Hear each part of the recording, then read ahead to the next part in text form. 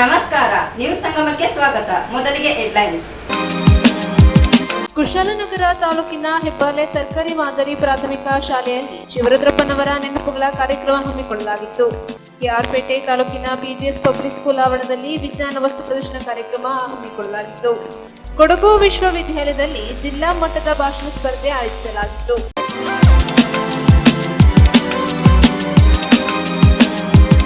ಕುಶಾಲನಗರ ತಾಲೂಕಿನ ಹೆಬ್ಬಾಲೆ ಸರ್ಕಾರಿ ಮಾದರಿ ಪ್ರಾಥಮಿಕ ಶಾಲೆಯಲ್ಲಿ ಶಿವರುದ್ರಪ್ಪನವರ ನೆನಪುಗಳ ಕಾರ್ಯಕ್ರಮ ನಡೆಯಿತು. ಕುಶಾಲನಗರ ತಾಲೂಕು ಹೆಬ್ಬಾಲೆ ಪಂಚಾಯಿತಿ ವ್ಯಾಪ್ತಿಯ ಹೆಬ್ಬಾಲೆಯ ಸರ್ಕಾರಿ ಮಾದರಿ ಪ್ರಾಥಮಿಕ ಶಾಲೆಯಲ್ಲಿ ಜಿಎಸ್ ಶಿವರುದ್ರಪ್ಪರವರ ನೆನಪುಗಳು ಕಾರ್ಯಕ್ರಮವನ್ನು ಹಮ್ಮಿಕೊಳ್ಳಲಾಗಿತ್ತು. ಕಾರ್ಯಕ್ರಮದ ಅಧ್ಯಕ್ಷತೆಯನ್ನು ಶಾಲೆಯ ಎಸ್ಟಿಎನ್ಸಿ ಅಧ್ಯಕ್ಷರಾದ ಪ್ರದೀಪ್ ವಹಿಸಿದ್ದರು. ಮುಖ್ಯ ಅತಿಥಿಗಳಾಗಿ ಹೆಬ್ಬಾಲೆ ಹೋಬಳಿ ಕನ್ನಡ ಸಾಹಿತ್ಯ ಪರಿಷತ್ ಅಧ್ಯಕ್ಷರಾದ ಮಣಜೂರು ಜ್ಯೋತಿ ಬೆಳಗಿಸುವ ಮೂಲಕ ಕಾರ್ಯಕ್ರಮ ಉದ್ಘಾಟಿಸಿ ಚಾಲನೆ ನೀಡಿದರು. ಕಾರ್ಯಕ್ರಮದ ವೇದಿಕೆಯಲ್ಲಿ ನಿವೃತ್ತ ಬ್ಯಾಂಕ್ ನೌಕರರು, ಕನ್ನಡ ಸಾಹಿತ್ಯ ಪರಿಷತ್ ಹೆಬ್ಬಾಲೆ ಘಟಕದ ಪದಾಧಿಕಾರಿ ಸುಬ್ರಹ್ಮಣಿ, ಹೆಬ್ಬಾಲೆ ಪ್ರೌಢಶಾಲೆಯ ಕನ್ನಡ ಉಪನ್ಯಾಸಕ ವೆಂಕಟ್ ನಾಯಕ್, ನಿವೃತ್ತ ಶಿಕ್ಷಕಿ ಸಿಎಸ್ ಜಾನಕಿ ಉಪಸ್ಥಿತರಿದ್ದರು. ಕಾರ್ಯಕ್ರಮದ ಮೊದಲಿಗೆ ಶಾಲಾ ಮಕ್ಕಳಿಂದ ಪ್ರಾರ್ಥನೆಯಾಯಿತು. ಶಿಕ್ಷಕಿ ಬಬಿತಾ ಸಿಎಸ್ ಸರ್ವರನ್ನು ಸ್ವಾಗತಿಸಿದರು. ಶಿಕ್ಷಕಿ ರಮ್ಯಾ ಕಾರ್ಯಕ್ರಮ ನಿರೂಪಿಸಿ ವೇದಿಕೆಗೆ ಗಣ್ಯರನ್ನು ಆಹ್ವಾನಿಸಿದರು. ದೈಹಿಕ ಶಿಕ್ಷಣ ಶಿಕ್ಷಕಿರಾದ ವಂಜಮ್ಮ ಕಾರ್ಯಕ್ರಮದ ಉಸ್ತುವಾರಿ ವಹಿಸಿದ್ದರು. ಶಾಲಾ ಮುಖ್ಯ ಶಿಕ್ಷಕರಾದ ಎಚ್ಎಂ ವೆಂಕಟೇಶ್ ಅವರ ನೇತೃತ್ವದಲ್ಲಿ ಕಾರ್ಯಕ್ರಮ ನಡೆಯಿತು. ಶಾಲಾ ಮಕ್ಕಳಿಂದ ಸಾಂಸ್ಕೃತಿಕ ಕಾರ್ಯಕ್ರಮ ಏರ್ಪಡಿಸಲಾಗಿತ್ತು. ಹೆಚ್ಚಿನ ಸಂಖ್ಯೆಯಲ್ಲಿ ಪೋಷಕರು ಭಾಗವಹಿಸಿದ್ದರು. ಭೇದಿಸಲು ಹೋದಂತಹ ಅಭಿಮಾನ್ಯುವಿನ ಧೈರ್ಯವನ್ನ ಮೆಚ್ಚುವಂಥದ್ದು. ಕುರುಕ್ಷೇತ್ರದ ರಕ್ತವೇ ನನ್ನ ಮೈಯಲ್ಲಿದೆ, ಕುರುಪುರದ ರಕ್ತವೇ ನನ್ನ ಮೈಯಲ್ಲಿದೆ, ನಾನು ಜಯಶಾಲಿಯಾಗಿ ಬರ್ತೀನಿ ಎನ್ನುವಂತಹ ತಾಯಿಯಿಂದ ಆಶೀರ್ವಾದ, ದೊಡ್ಡಪ್ಪನಿಂದ ಆಶೀರ್ವಾದ, ಹೆಂಡತಿಯಾದಂಥ ಉತ್ತರೇ ಜಯಶಾಲಿಯಾಗಿ ಬಾ ಅಂತ ಆ ವೀರ ಬಾಲಕ ಅಭಿಮಾನ್ಯು ಆ ಚಕ್ರವ್ಯೂಹ ಅನ್ನುವಂತಹ ಇದನ್ನ ಭೇದಿಸದೆ ವೀರಮರಣವನ್ನ ಹೊಂದದೆ ಆ ವೀರತ್ವದ ಗುಣ ನಮ್ಮ ಮಕ್ಕಳಲ್ಲಿ ಬೆಳೆಸಬೇಕು. ನ್ಯೂಸ್ ಸಂಗಮಕ್ಕಾಗಿ ಧನ್ಯ, ಕುಶಾಲನಗರ. ಕೊಡಗು ಜಿಲ್ಲೆಯ ಕುಶಾಲನಗರ ತಾಲೂಕಿನ ಕೊಡಗು ವಿಶ್ವವಿದ್ಯಾಲಯದಲ್ಲಿ ಜಿಲ್ಲಾ ಮಟ್ಟದ ಭಾಷಣ ಸ್ಪರ್ಧೆ ಕಾರ್ಯಕ್ರಮ ಆಯೋಜಿಸಲಾಗಿತ್ತು. ಕ್ರಿಯಾಶೀಲತೆ, ನೈಪುಣ್ಯತೆ, ಕಠಿಣ ಪರಿಶ್ರಮ ರೂಢಿಸಿಕೊಂಡಿರುವ ಕೊಡಗು ಜಿಲ್ಲೆಯ ಯುವ ಪ್ರತಿಭೆಗಳು ರಾಷ್ಟ್ರ ಮಟ್ಟದಲ್ಲಿ ತಮ್ಮ ಪ್ರತಿಭೆಯನ್ನು ಪ್ರದರ್ಶಿಸಬೇಕು. ಈ ನಿಟ್ಟಿನಲ್ಲಿ ವಿಕಸಿತ ಭಾರತ ಯುವ ಸಂಸತ್ತು 2026 ಅಡಿಯಲ್ಲಿ ವಿಶ್ವವಿದ್ಯಾಲಯದಲ್ಲಿ ಆಯೋಜಿಸಿರುವ ಜಿಲ್ಲಾ ಮಟ್ಟದ ಸ್ಪರ್ಧೆಗಳಲ್ಲಿ ಭಾಗವಹಿಸಿ ರಾಜ್ಯ ಮತ್ತು ರಾಷ್ಟ್ರ ಮಟ್ಟಕ್ಕೆ ಆಯ್ಕೆಯಾಗಲಿ ಎಂದು ಕೊಡಗು ವಿಶ್ವವಿದ್ಯಾನಿಲಯದ ಕುಲಪತಿ ಪ್ರೊಫೆಸರ್ ಅಶೋಕ್ ಸಂಗಪ್ಪ ಆಲೂರು ಅವರು ವಿದ್ಯಾರ್ಥಿಗಳಿಗೆ ಅಭಿನಂದಿಸಿದರು. ಕೊಡಗು ವಿಶ್ವವಿದ್ಯಾನಿಲಯದ ಜ್ಞಾನ ಕಾವೇರಿ ಆವರಣದಲ್ಲಿ ಯುವ ಸಬಲೀಕರಣ ಮತ್ತು ಕ್ರೀಡಾ ಇಲಾಖೆ, ಭಾರತ ಸರ್ಕಾರ ಮತ್ತು ಕೊಡಗು ವಿಶ್ವವಿದ್ಯಾಲಯದ ಹಾಗೂ ರಾಷ್ಟ್ರೀಯ ಸೇವಾ ಯೋಜನೆ ಘಟಕ ಕೊಡಗು ಇವರ ಸಂಯುಕ್ತ ಆಶ್ರಯದಲ್ಲಿ ವಿಕಸಿತ ಭಾರತ ಯುವ ಸಂಸತ್ತು 2026 ಅಡಿಯಲ್ಲಿ ಬುಧವಾರ ಬೆಳಿಗ್ಗೆ 10:30 ಗಂಟೆಗೆ ಹಮ್ಮಿಕೊಂಡಿದ್ದ ಜಿಲ್ಲಾ ಮಟ್ಟದ ಭಾಷಣ ಸ್ಪರ್ಧೆ ಕಾರ್ಯಕ್ರಮ ಉದ್ಘಾಟಿಸಿ ಅವರು ಮಾತನಾಡಿದರು. ಸ್ಪರ್ಧೆಯಲ್ಲಿ ಕೊಡಗು ವಿಶ್ವವಿದ್ಯಾಲಯದ ವಿವಿಧ ಕಾಲೇಜುಗಳಿಂದ 50ಕ್ಕೂ ಅಧಿಕ ವಿದ್ಯಾರ್ಥಿಗಳು ಭಾಗವಹಿಸಿದ್ದರು. ವಿಶ್ವವಿದ್ಯಾಲಯದ ಕುಲಸಚಿವರು ಮೌಲ್ಯಮಾಪನ ಪ್ರೊಫೆಸರ್ ಸುರೇಶ್ ಎಂ ಅವರು ಕಾರ್ಯಕ್ರಮ ಉದ್ದೇಶಿಸಿ ಮಾತನಾಡಿದರು. ಕಾರ್ಯಕ್ರಮದಲ್ಲಿ ರಾಜ್ಯಶಾಸ್ತ್ರ ವಿಭಾಗದ ಉಪನ್ಯಾಸಕ ಸುದರ್ಶನ್ ಕೆಎನ್ ಸ್ವಾಗತಿಸಿದರು. ಕಾರ್ಯಕ್ರಮದಲ್ಲಿ ರಾಜ್ಯಶಾಸ್ತ್ರ ವಿಭಾಗದ ಉಪನ್ಯಾಸಕ ಸುದರ್ಶನ್ ಕೆಎನ್ ಸ್ವಾಗತಿಸಿದರು. ಕನ್ನಡ ಅಧ್ಯಯನದ ವಿಭಾಗದ ಡಾಕ್ಟರ್ ಜಮೀರ್ ಅಹಮದ್ ನಿರೂಪಿಸಿದರು. ನ್ಯೂಸ್ ಸಂಗಮಕ್ಕಾಗಿ ಧನ್ಯ, ಕುಶಾಲನಗರ. ಶಿವಮೊಗ್ಗ ಜಿಲ್ಲೆಯ ಸಾಗರ ತಾಲೂಕಿನ ಹಸಿರುಮಕ್ಕಿ ಸೇತುವೆ ವೀಕ್ಷಣೆಗೆ ಆಗಮಿಸಿದ ಸಚಿವ ಸತೀಶ್ ಜಾರಕಿಹೊಳಿ. ಶಿವಮೊಗ್ಗ ಜಿಲ್ಲೆ ಸಾಗರ ತಾಲೂಕಿನ ಹಸಿರುಮಕ್ಕಿ ಬಳಿ ಶರಾವತಿ ನದಿ ಲಿಂಗನಮಕ್ಕಿ ಜಲಾಶಯದ ಹಿನ್ನೀರಿನಲ್ಲಿ ಕೆಆರ್ಡಿಸಿಎಲ್ ವತಿಯಿಂದ ರು 125.67 ಕೋಟಿಗಳ ಅಂದಾಜು ವೆಚ್ಚದ ಸೇತುವೆ ನಿರ್ಮಾಣ ಕಾರ್ಯ ಪ್ರಗತಿಯಲ್ಲಿದ್ದು, ಮೇ ಮಾಸಾಂತ್ಯದೊಳಗೆ ಜನಸಂಚಾರಕ್ಕೆ ಮುಕ್ತಗೊಳಿಸಿ ಕೊಡಲಾಗುವುದು ಎಂದು ರಾಜ್ಯದ ಲೋಕೋಪಯೋಗಿ ಸಚಿವ ಸತೀಶ್ ಜಾರಕಿಹೊಳಿ ಅವರು ಹೇಳಿದರು. ಅವರು ಇಂದು ಸಾಗರದ ಶಾಸಕ ಬೇಳೂರು ಗೋಪಾಲಕೃಷ್ಣ ಹಾಗೂ ಲೋಕೋಪಯೋಗಿ ಇಲಾಖೆಯ ಅಧಿಕಾರಿಗಳೊಂದಿಗೆ ಹಸಿರುಮಕ್ಕಿ ಸೇತುವೆ ನಿರ್ಮಾಣ ಸ್ಥಳಕ್ಕೆ ಭೇಟಿ ನೀಡಿ ಹಿಮ್ಮೇರಿನ ಲಾಂಚ್ನಲ್ಲಿ ಪ್ರಯಾಣಿಸಿ ಕಾಮಗಾರಿಗಳನ್ನು ಖುದ್ದಾಗಿ ವೀಕ್ಷಿಸಿದರು. ಈ ಸಂದರ್ಭದಲ್ಲಿ ಉಪಸ್ಥಿತರಿದ್ದ ಸಾಗರ ಕ್ಷೇತ್ರದ ಶಾಸಕ ಬೇಳೂರು ಗೋಪಾಲಕೃಷ್ಣರವರು ಮಾತನಾಡಿದರು.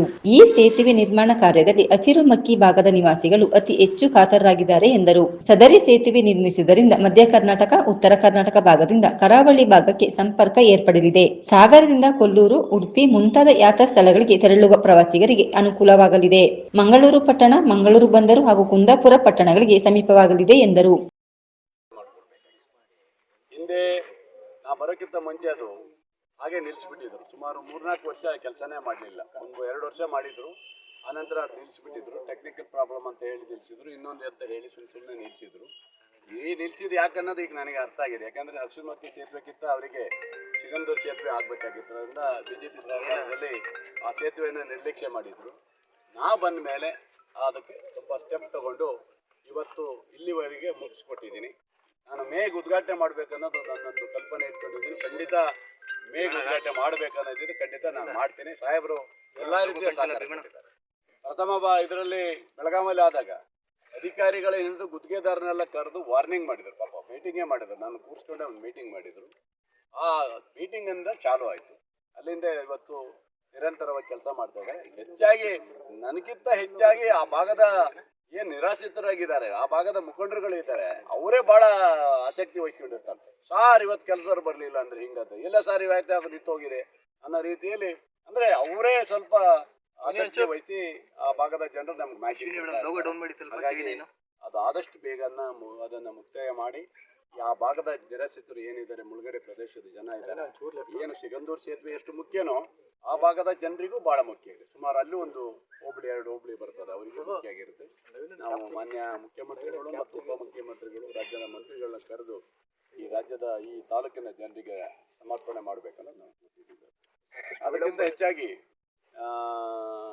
ಏನು ಹಿಂದೆ ಸರ್ಕಾರ ಇದ್ದವರು ಯಾಕೆ ಮಾಡಿಲ್ಲಕ್ಕೆ ಹೆಚ್ಚಾಗಿ ಸಿಗಂದೂರಿಗೋಸ್ಕರ ಹೇಳಿದ್ನಲ್ಲ, ಆಸಕ್ತಿನೇ ವಹಿಸಿರಲಿಲ್ಲ. ಹೆಚ್ಚಾಗಿ ಹಿಂದಿನ ಶಾಸಕರು ಅದ್ರ ಬಗ್ಗೆ ಗಮನ ಹರಿಸ್ತಾನೆ ಆ ಭಾಗದ ಜನರು ಅವ್ರು ಹೆಚ್ಚು ಓಟ್ ಕೊಟ್ಟಿದ್ರು. ನಿಟ್ಟೂರಿನ ಜನ ಆ ಭಾಗದಲ್ಲಿ ಏನೋ ಒಂದು ಆಗ್ಬೋದು, ಬೇಗ ಮುಗಿಸ್ತಾರೆ ಅಂತೇಳಿ ಆ ಭಾಗದ ಜನ ಹೆಚ್ಚು ಓಟ್ ಕೊಟ್ಟರು ಸಹ ನಿರ್ಲಕ್ಷ್ಯ ಪಟ್ಟರು. ಕಾರಣ ಹೀಗೆ ಬೇರೆ ಬೇರೆ ಮುಖಂಡರುಗಳು ಒತ್ತಡ ಹಾಕಿದ್ರು ಏನೋ ಗೊತ್ತಿಲ್ಲ, ಅದರಿಂದ ನಿಲ್ಲಿಸಿದ್ರು. ಈಗ ಚಾಲನೆ ಕೊಟ್ಟಿದ್ದೇನೆ, ನಾ ಬಂದ ಮೇಲೆ ಚಾಲನೆ ಆಗಿದೆ, 2 ವರ್ಷದೊಳಗೆ ಈಗ ಚಾಲನೆ ಕೊಟ್ಟಿದ್ದೇನೆ, ಮುಕ್ತಾಯ ಆಗುತ್ತೆ ಅನ್ನೋದು ಭರವಸೆ. ಮತ್ತೇನಿದೆಯಾ? ಸೇತುವೆ ಕಾಮಗಾರಿಗಳನ್ನ ಪರಿಶೀಲನೆ ಮಾಡಲಿಕ್ಕೆ ಸಾಕಷ್ಟು ಸಾರಿ ಶಾಸಕರು ನಮಗೆ ಬರಬೇಕು, ನೋಡಬೇಕು, ಬೇಕು ಅಂತಕ್ಕಂಥ ಸುಮಾರು ಸಾರಿ ನಮಗೆ ಹೇಳಿದ್ರು ಕೂಡ ಕೆಲಸದ ಹೊರತು ಬರಲಿಕ್ಕೆ ಆಗಿಲ್ಲ. ಇವತ್ತು ಅವರ ಮನವಿಗೆ ಹೋಗ್ಬಿಟ್ಟು ಬಂದಿದ್ದೇವೆ. ಇದು 8 ವರ್ಷಗಳಿಂದ ಹಳೆಯದು ಕಾಮಗಾರಿ. ಹಿಂದೆ ನಮ್ಮ ಸರ್ಕಾರದಲ್ಲಿ ಇದ್ದಾಗ ಪ್ರಾರಂಭ ಆಗಿರುವಂಥ 18 ಆಗ ನಮ್ಮ ಸರ್ಕಾರ ಸಿದ್ದರಾಮಯ್ಯ ಸರ್ಕಾರ ಇದ್ದಾಗೆ ಹಿಂದೆ ಮುಗಿಬೇಕಂತ ಹಿಂದೆ ಕೂಡ ಮುಗಿದಿಲ್ಲ. ಈಗ ಅದನ್ನು ನಾವು ಮುಗಿಸ್ಬೇಕಂತ ಪ್ರಿಯಾರಿಟಿ ಮ್ಯಾಗೆ ಕೆಲಸ ಕೊಡ್ತಾ ಇದ್ದೀವಿ. ಸೊ ಎಫೆಕ್ಟ್ ಬಂದ್ರಿಂದ ಸ್ವಲ್ಪ ಮೇವರೆಗೆ ಟೈಮ್ ಕೊಡ್ತಾ ಇರಲಿಲ್ಲ, ಅರ್ಲಿ ನಾವು ಮಾಡ್ತಾ ಇದ್ದೀವಿ. 3 ಡಿಫೆಕ್ಟ್ಗಳಿಂದ ಅದನ್ನು ರಿಪ್ಲೇಸ್ ಮಾಡ್ತಿದ್ದಾರೆ. ಒಟ್ಟಾರೆಯಾಗಿ ಇದನ್ನು ಮೇದಲ್ಲಿ ಮಾಡೋದ್ರಿಂದ ಶಾಸಕರಿಂದ 30 ಕಿಲೋಮೀಟರ್ ಸ್ಟಾರ್ಟ್ ಆಗುತ್ತೆ ಹೊಸನಗರ ಹೋಗ್ಲಿಕ್ಕೆ ಅಂತ ಕೋಲಾರ ಹೋಗ್ಲಿಕ್ಕೆ. ಅತ್ಯಂತ ಮಹತ್ವದ ಯೋಜನೆ ಆಗಿದೆ. ಅದಕ್ಕೆ ಮುಗಿಸ್ಬೇಕಂತ ಭಾಳ ನಮ್ಮ ಚೀಫ್ ಇಂಜಿನಿಯರ್ KD ಶಿವೇಂದ್ರ, ನಮ್ಮ ರೆಗ್ಯುಲರ್ ಚೀಫ್ ಇಂಜಿನಿಯರ್ ಕೂಡ ಸೂಪರ್ವೈಸರ್ ಮಾಡ್ತಿದ್ದಾರೆ. ಒಟ್ಟಾರೆ ಮುಗಿಸ್ಲಿಕ್ಕೆ ಪ್ರಯತ್ನ ಮಾಡ್ತೀವಿ. ಇದ್ರ ಜೊತೆಗೆ ಸಾಗರ್ ಸಿಟಿಯಲ್ಲಿ ವೈಟಿಂಗ್ಗೆ ಅವರು ಈಗಾಗಲೇ 2 ಕೋಟಿ ಕೊಟ್ಟಿದೆ, ಇನ್ನೂ 11 ಕೋಟಿ ರೂಪಾಯಿ ಕೊಡಬೇಕಾಗಿದೆ. ಆದರೆ ಭೂ ಪರಿಹಾರ ಅದನ್ನು ತಕ್ಷಣ 11 ಕೋಟಿಯನ್ನು ಕೊಡ್ತೀವಿ. ಜೊತೆಗೆ ಪೊಲೀಸ್ ಸ್ಟೇಷನ್ ಜನ ಕೇಳಿದಾಗ ಚೆಕ್ ಮಾಡ್ತೀವಿ ಯಾವ ರೀತಿ ಹೆಲ್ಪ್ ಮಾಡ್ಲಿಕ್ಕೆ ಸಾಕಾಗ್ತದೆ. ಅದ್ರ ಜೊತೆಗೆ ಸಾಗರ್ ಪಟ್ಟ ಆಗಲಿಕ್ಕೆ ಅದನ್ನು ಭೂ ಸ್ವಾಧೀನ, ಇನ್ನೊಂದು ವಾಟರ್ಸ್ ರಿಪೇರ್ಸ್ಗಳ ನೋಡೋಣ, ಪ್ರಯಾರಿಟಿ ಮಾಡ್ತೀವಿ. ಈಗ ಭೂ ಸ್ವಾಧೀನ ಮಾತ್ರ ತಕ್ಷಣ 11 ಕೋಟಿಯನ್ನು ಕೊಡ್ತೀವಿ. ಇದನ್ನು ಮೇದೊಳಗೆ ಆದಷ್ಟು ಮುಖ್ಯಮಂತ್ರಿಗಳನ್ನ ಕರ್ಕೊಂಡ್ಬಂದು ಇದನ್ನು ಉದ್ಘಾಟನೆ ಮಾಡಬೇಕಂತ ಒಂದು ಆಸೆ ಇದೆ. ಕಾಗೋಡು ತಿಮ್ಮಪ್ಪ ಅವರು ಕೂಡ ಅವರು ಇರ್ತಾರೆ, ಯಾಕಂದರೆ ಅವರ ವಿನಂತಿ ಮೇರೆಗೆ ಅವರೇ ಮಾಡಿಸಿ ಚಾಲನೆ ಆಗಿತ್ತು. ಹೀಗಾಗಿ ಅವರು ಕೂಡ ಬರಲಿಕ್ಕೆ ಆಗೋಲ್ಲ, ಅವರು ಕೂಡ ಕಳಿಸ್ತೀವಿ ಮಾಡುವಂಥ ಪ್ರಯತ್ನ ಮಾಡ್ತೀವಿ. ಸ್ಥಾಪನೆ ಮಾಡಿದರು. ಅದಾದಮೇಲೆ ಕಾಮಗಾರಿ ಪ್ರಾರಂಭ ಆದಮೇಲೆ ನಿರಂತರ ಒಂದು 5 ವರ್ಷ BJPಯವರು ಈ ಸರ್ಕಾರ ಬಂದಾಗ ಅದನ್ನು ನಿರ್ಲಕ್ಷ್ಯ ತೋರಿದ್ರು.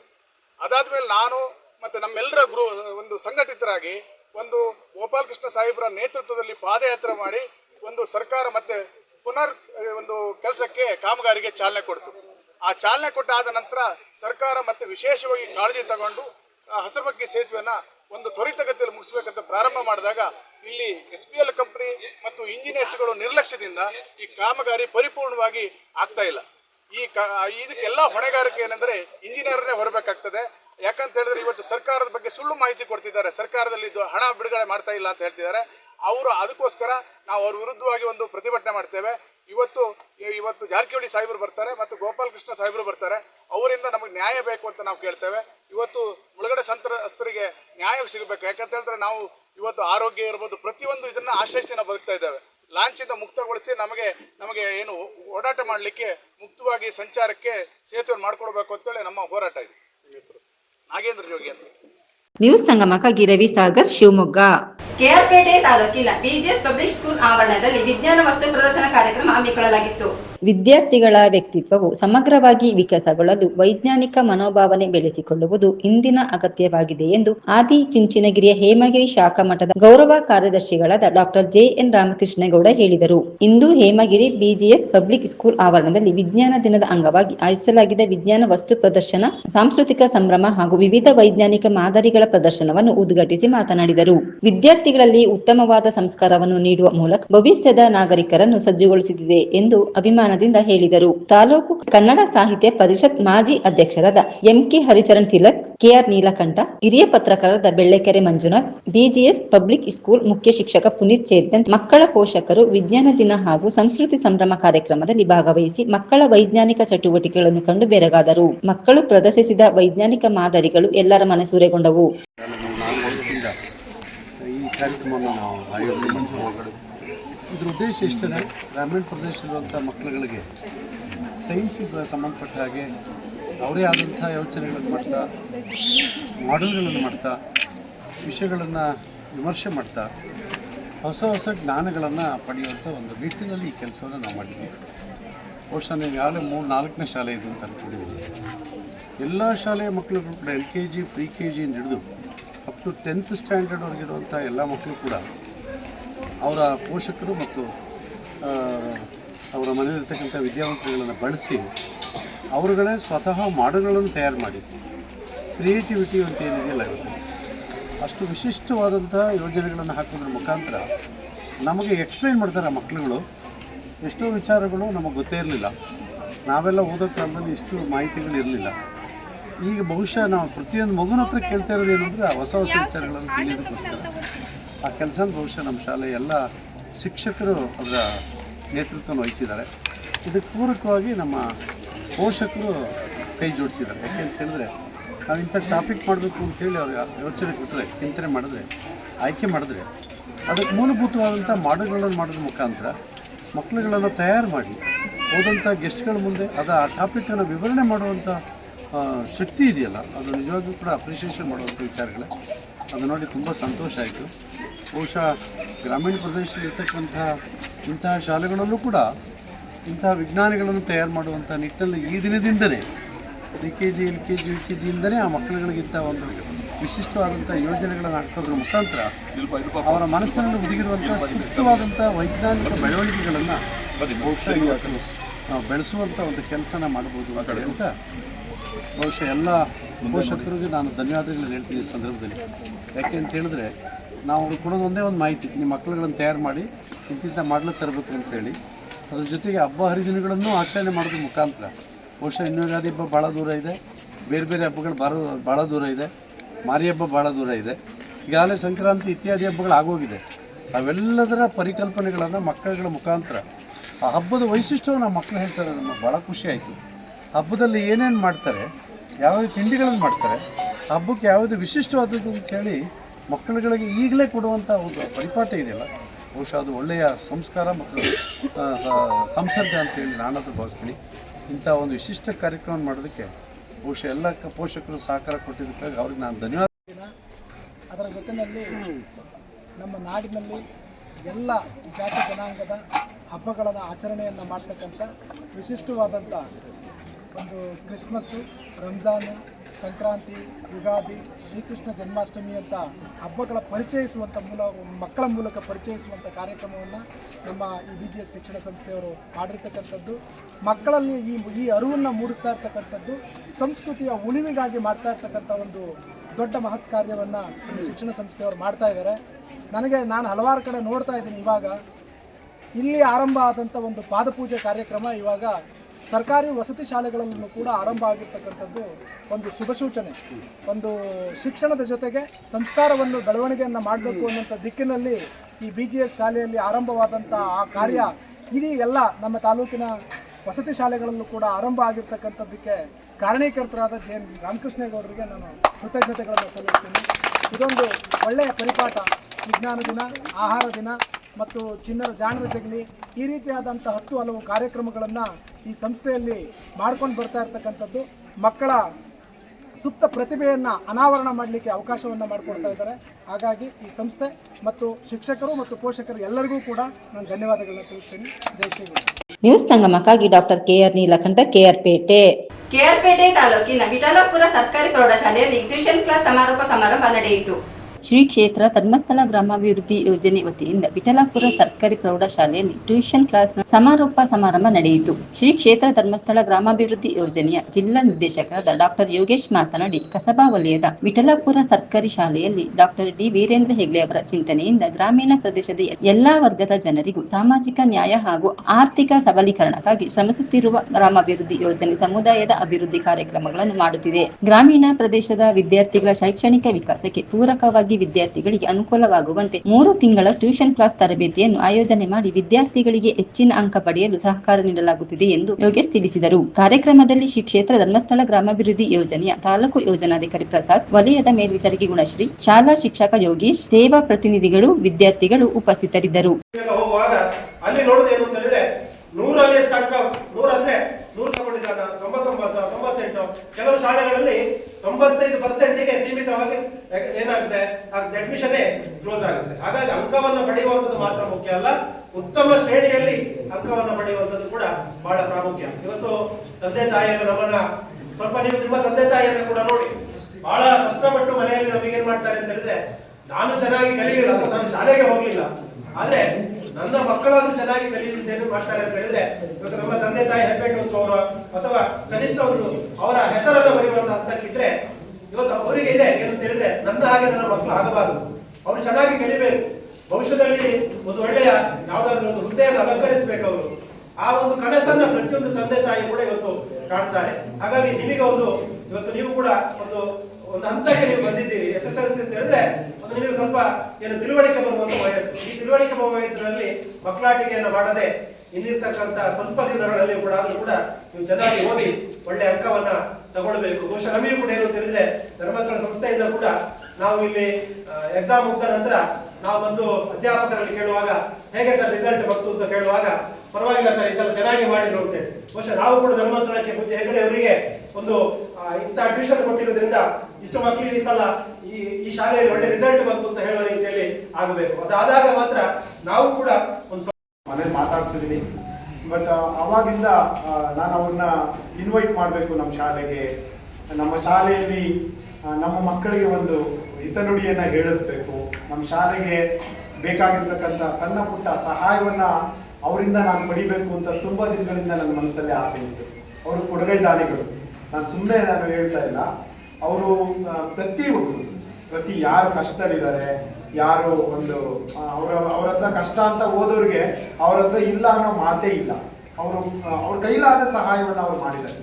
ಹಾಗಾಗಿ ನಮ್ಮ ಶಾಲೆಗೆ ನಾನು ಏನಾದರೂ ಒಂದು ಕೊಡುಗೆಯನ್ನ ಕೇಳಬೇಕು ಅಂತೇಳಿ ಅವ್ರನ್ನ ನಾನು ಇನ್ವೈಟ್ ಮಾಡಬೇಕು ಅಂತ ತುಂಬಾ ದಿನಗಳಿಂದ ಆಸೆ ಪಟ್ಟಿದ್ದೆ. ಧರ್ಮಸ್ಥಳದ ಮಂಜುನಾಥೇಶ್ವರ ಇವತ್ತು ಅವ್ರನ್ನ ನಮ್ಮ ಶಾಲೆಗೆ ಬರ್ಮಾಡ್ಕೊಳ್ತಿದ್ದಾರೆ. ಹಾಗಾಗಿ ನಮ್ಮಲ್ಲಿ ಒಂದು ವಿನಂತಿ ಏನಪ್ಪಾ ಅಂತ ಹೇಳಿದ್ರೆ, ಸರ್ ಇದು ಗ್ರಾಮೀಣ ಶಾಲೆ, ನನ್ನ ಒಂದು ಆಸೆ ಏನಪ್ಪಾ ಅಂತ ಹೇಳಿದ್ರೆ, ನಮ್ಮ ಒಂದು ಶಾಲೆಯನ್ನ ನಾನು ಒಂದು ಸ್ಮಾರ್ಟ್ ಕ್ಲಾಸ್ಗಳನ್ನ ಮಾಡಬೇಕು ಅನ್ನೋದು ನನ್ನ ಆಸೆ ಇದೆ. ಅಂದ್ರೆ ನಮ್ಮ ಮಕ್ಕಳಿಗೆ ನಾವು ಮಾಡ್ತಾ ಇರೋದು ಈಗ 2D ಒಂದು ಟೀಚಿಂಗ್ ನಾವು ಮಾಡ್ತಾ ಇದ್ದೀವಿ. ಬ್ಲಾಕ್ ಬೋರ್ಡ್ ಯೂಸ್ ಮಾಡಿ ಶಿಕ್ಷಕ ಮತ್ತೆ ವಿದ್ಯಾರ್ಥಿಗಳ ನಡುವೆ ನಾವೇನ್ ಮಾಡ್ತಿದ್ದೀವಿ, ಬರವಣಿಗೆಯನ್ನ ಬರೆದು ತೋರಿಸಿ ನಾವು ಮಾಡ್ತಾ ಇದ್ದೀವಿ. ಆದ್ರೆ ನನ್ನ ಆಸೆ ಏನಪ್ಪಾ ಅಂತ ಹೇಳಿದ್ರೆ, ಸ್ಮಾರ್ಟ್ ಕ್ಲಾಸ್ ಅನ್ನ ತೋರಿಸಿದ್ರೆ ಮಕ್ಕಳಿಗೆ ಇನ್ನೂ ಹೆಚ್ಚು ನಾಲೆಡ್ಜ್ ಅನ್ನ ತುಂಬಬಹುದು ಅನ್ನೋದು ನನ್ನ ಆಸೆ.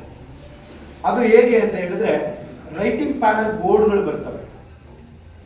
ರೈಟಿಂಗ್ ಪ್ಯಾನಲ್ ಬೋರ್ಡ್ ಬರುತ್ತೆ ಸರ್, ಅದರಲ್ಲಿ 3D ಒಂದು ವಿಧದಲ್ಲಿ ನಾವು ಪಾಠವನ್ನ ಮಾಡ್ಬೋದು. ಹಾರ್ಟ್ ಪಂಪಿಂಗ್ ಹೇಗಾಗತ್ತೆ, ಜೊತೆಗೆ ಒಂದು ಕೆಲವೊಂದು ಮಿಷಿನರೀಸ್ ಇರ್ಬೋದು, ಪ್ರಯೋಗಗಳನ್ನ ವಿತ್ ಮೂವಿಂಗ್ ಇದರಲ್ಲಿ ತೋರಿಸಿದ್ರೆ ಮಕ್ಕಳಿಗೆ ಹೇಳೋದಕ್ಕಿಂತ ಹೆಚ್ಚಾಗಿ ಚಿತ್ರ ನೋಡಿ ಕಲಿತ್ರೆ, ಅದು ವಿಡಿಯೋಗಳನ್ನ ನೋಡಿ ಕಲಿತ್ರೆ ಇನ್ನೂ ತುಂಬಾ ಚೆನ್ನಾಗಿ ಒಂದು ಮನದಟ್ಟಿಗೆ ಉಳಿಯುತ್ತೆ ಅನ್ನೋದು ನನ್ನ ಆಸೆ. ಹಾಗಾಗಿ ನಾನು ಮಲ್ಲಿಕಾರ್ಜುನ್ ಸರ್ ಆಗಿದೆ. ಇದರಿಂದ ಮಕ್ಕಳ ಪ್ರಗತಿಗೆ ತುಂಬಾ ಅನುಕೂಲ ಇರ್ತದೆ ಹಾಗೂ ಮಕ್ಕಳು ಅದರಲ್ಲೂ 10ನೇ ತರಗತಿ ಮಕ್ಕಳಿಗೆ ಹೆಚ್ಚೆಚ್ಚು ಅಂಕ ಪಡೆಯಲು ಇದು ತುಂಬಾ ಸಹಕಾರಿ ಇರ್ತದೆ. ಆದ್ರಿಂದ 10ನೇ ತರಗತಿ ಮಕ್ಕಳಿಗೆ ಇದು ಯಶಸ್ಸಿನ ಒಂದು ಅಡಿಪಾಯ ಆಗಿರುತ್ತದೆ. ಇದರಿಂದ ಇಲ್ಲಿ ಕೂತಿರೋ ಎಲ್ಲ ಗಣ್ಯ ವ್ಯಕ್ತಿಗಳಿಗೂ ಹಾಗೂ ನಮ್ಮ ಶಾಲೆ ಕಡೆಯಿಂದ ವಿದ್ಯಾರ್ಥಿ ಕಡೆಯಿಂದ ತುಂಬ ಧನ್ಯವಾದಗಳನ್ನು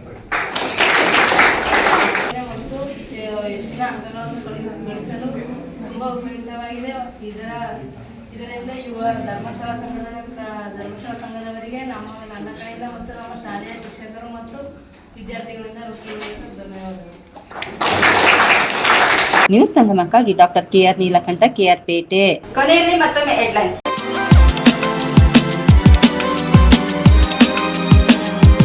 ಕುಶಾಲನಗರ ತಾಲೂಕಿನ ಹೆಬ್ಬಾಲೆ ಸರ್ಕಾರಿ ಮಾದರಿ ಪ್ರಾಥಮಿಕ ಶಾಲೆಯಲ್ಲಿ ಶಿವರುದ್ರಪ್ಪನವರ ನೆನಪುಗಳ ಕಾರ್ಯಕ್ರಮ ಹಮ್ಮಿಕೊಳ್ಳಲಾಗಿತ್ತು. ಕೆಆರ್ಪೇಟೆ ತಾಲೂಕಿನ ಬಿಜಿಎಸ್ ಪಬ್ಲಿಕ್ ಸ್ಕೂಲ್ ಆವರಣದಲ್ಲಿ ವಿಜ್ಞಾನ ವಸ್ತು ಪ್ರದರ್ಶನ ಕಾರ್ಯಕ್ರಮ ಹಮ್ಮಿಕೊಳ್ಳಲಾಗಿತ್ತು. ಕೊಡಗು ವಿಶ್ವವಿದ್ಯಾಲಯದಲ್ಲಿ ಜಿಲ್ಲಾ ಮಟ್ಟದ ಭಾಷಣ ಸ್ಪರ್ಧೆ ಆಯೋಜಿಸಲಾಗಿತ್ತು.